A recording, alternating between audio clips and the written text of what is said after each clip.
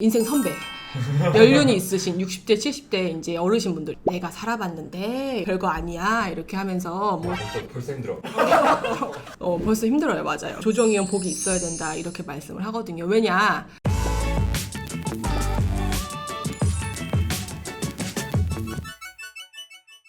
안녕하세요. 이혼 전문 박은주 변호사입니다. 자꾸 내가 이혼 전문이라 맨날 하니까 내가 손해배상 전문도 있는데 손해배상 전문도 있어요. 이제 이혼 관련돼서 조정 절차에 회부됐을 때 변호사님 조정기일에서 도대체 뭐를 해요? 그다음에 조정위원이라는 분들은 도대체 누구인지 이런 것에 대해서 굉장히 많이 궁금해 하셔가지고 제가 오늘은 그 부분에 대해서 설명을 드려볼까 합니다. 이혼을 이제 기준으로 하면은 대부분 사건인 경우에는 조정들을 한두 번씩 다 걸치게 되거든요. 가정법원에 이제 가면은 조정실이 따로 마련돼 있어요. 그래서 법정이 아니고 이렇게 테이블이 놓인 조정실에서 조정 절차를 진행하는 조정위원분들이 1명 또는 2명 정도 계십니다. 그런 분들이 누구냐? 저도 이제 가정법원에서 조정위원을 한 이력이 있는데요.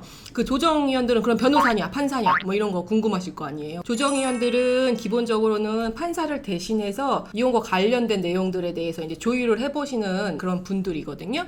그래서 조정위원들은 크게 세 분류로 정도로 나눌 수 있을 것 같아요. 저같이 이제 전문가 집단이라고 해가지고 변호사들이 조정위원으로 들어오는 경우가 있어요. 많지는 않습니다. 또 하나는 전문가인데 상담, 그 다음에 심리 이런 것들을 전문적으로 공부하시거나 그거와 관련된 자격증을 소지하시거나 상담소를 운영하시거나 이런 분들이 있으시거든요. 두 사람을 조율을 하고 이런 거에 전문적인 능력을 가지신 분들, 이런 분들이 있고요. 그 다음에 이제 그런 자격증보다는 인생 선배, 연륜이 있으신 60대, 70대 이제 어르신분들, 이제 그런 분들은 뭐냐, 그 지역에서 교장 선생님을 역임을 하셨다거나 라이온스 클럽 회장님이시다, 뭐 이런 거 있잖아요. 연륜이 있으신 인생 선배로서 내가 살아봤는데 별거 아니야 이렇게 하면서 뭐 벌써 힘들어.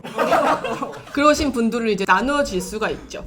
근데 벌써 힘들어요. 맞아요. 조정길이 참 잡히면은 참 만감이 항상 교차해요. 일주일에 몇 번씩 가지만 조정위원 복이 있어야 된다 이렇게 말씀을 하거든요. 왜냐, 변호사라는 전문가 집단을 빼놓고는 조정위원들 관련된 교육을 하지를 않아요. 전혀. 이혼과 관련돼서 재산분할이나 위자료 등등 그런 부분들도 다 조정에서 조율이 돼야 되는데 기본적인 교육도 사실은 법원에서 안 하고 있어요.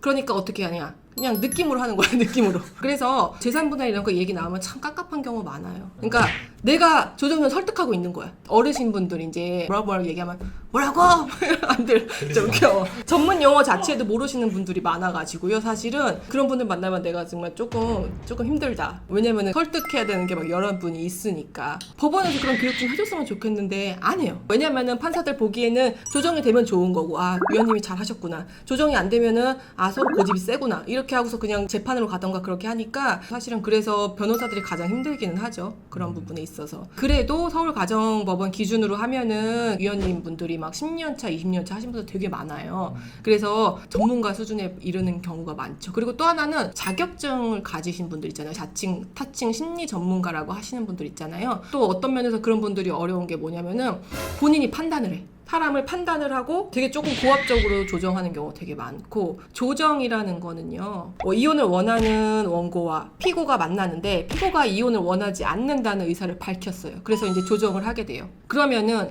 조정위원 입장에서는 원고를 설득하는 게 쉬울까요? 피고를 설득하는 게 쉬울까요?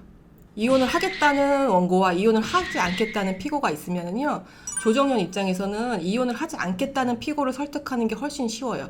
하라고. 피고분 보세요. 상대방이 당신하고 어떤 이유로든지 지금 살지 못하겠다고 이혼 소송을 제기를 했지 않습니까? 그러면은 그 원인이 어떻든 간에 선생님이 마음을 접으셔야 되지 않겠습니다. 이런 식으로 나오는 경우 굉장히 많아요. 그러면은 이혼을 기각을 구하는 우리 피고 입장에서는 황당한 거죠. 저 조정위원이 나를 마치 죄인 취급하고 내가 가해자인 취급을 하고 그런 식으로 하는 사람 되게 많아요. 그래서 저는 원래 평화주의자라서 큰 소리도 잘 안 내거든요. 조정할 때 쌍욕도 되게 많아요. 화를 잘 안 내는데 그런 분들이 있어서는 내가 며칠 전에도 화내고 왔는데, 조정위원님 왜 그렇게 말씀을 하시지요? 왜 그런 뉘앙스로 말씀을 하시지요? 본인이 판단하고 이혼이 될 사건이다 막 이러면서 조금 고압적으로 하는 경우가 있으면 저도 그때는 강하게 나가서 그렇게 말씀하시지 마십시오 라고 얘기를 하고 그냥 조정 결렬시키고 말거든요. 그래서 참 조정위원 복이 있어야 된다. 조정이라는 성질 자체가 여러분 이혼을 전제로 하는 많은 내용들이 조율을 하게끔 하는 거잖아요. 그러면은 이혼 자체에 대해서 동의가 되지 않으면은 조정은 더 이상 진행될 필요가 없는 거잖아요. 그럼 조정위원 입장에서 할 게 없어. 그러면 조정 성립률이 떨어져. 조정 성립률 높은 사람이 조정을 잘하는 사람이고 법원에서 인정받겠죠. 그러면은 이혼을 전제로 한 다른 내용들에 대해서 얘기를 해야 되니까 피고를 설득시키는 부분이 굉장히 많다고요. 피고의 생각과는 다르게 그렇게 흘러갈 수가 있기 때문에 그런 것들을 조금 유의해야 되고, 마음이 안 좋을 수도 있다. 조정하고 나서 왜 저래? 막 그러면서 며칠 전에도 저희 의뢰인께서 기각을 구하시는 분들인데, 선생님 제가 마치 죄인이 된 것 같네요. 이렇게 조정위원이 막 이렇게 고압적으로 하는 거 보니까. 그래서 내가 신경도 쓰지 말라고, 그냥 우리 그냥 조정 결렬시키고 판결로 가서 기각시키면 된다고 그렇게 얘기를 했거든요. 그래서 오늘은 그 조정기를 관장하는, 진행하는 조정위원분들은 어떤 분들인지에 대해서 살펴봤습니다. 오늘 영상이 유익하셨다면요, 구독과 좋아요를 눌러주세요. 안녕.